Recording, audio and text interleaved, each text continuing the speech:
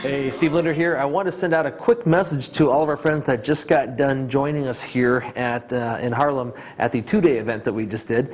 And I know that a lot of you right now, by the time you're watching this, I've asked that this be sent out a few days afterwards because I know that your brain most likely has been mush. And now that your brain is starting to get a little bit less gelatinous and starting to firm up a little bit, I wanted to remush it. No. What I wanted to do is to share with you or remind you about a few of the key distinctions that hopefully when you're reading your notes every night before you go to bed, that it'll remind you of, oh yeah, I remember that. And I know a lot of you, you've already signed up for the course in June. You can watch a lot of these videos online. Again, there's hours and hours and hours of content on there. But for those of you who haven't yet signed up, I wanted to at least recap a few of the videos to kind of remind your brain or your unconscious mind about, oh yeah, I remember that. One of the first things we were talking about, if you remember here, we're talking about both the conscious mind and the unconscious mind. And you have a conscious mind and you have the unconscious mind. The unconscious mind is that part of you that, again, keeps your lungs breathing, your stomach digesting, and yes, even your spleen. That's right.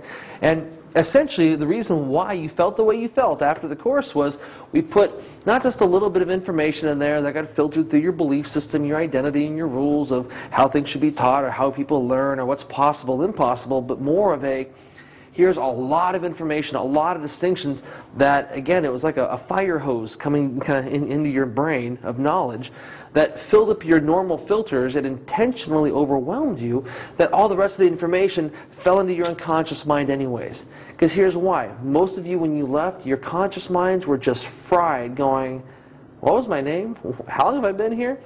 And the reason being is that your conscious mind doesn't really matter. What matters, or what shows up in your life, is your unconscious mind.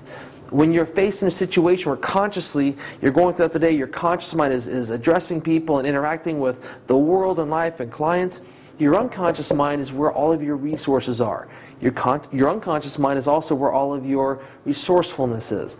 That's why we wanted to get all this information in here as quickly as possible so that now when you need things, when your conscious mind is going, oh, what do I do? Your unconscious mind says, oh, here's the information, here you go, and you'll know exactly what to do because, hopefully, you have the identity now of being a what?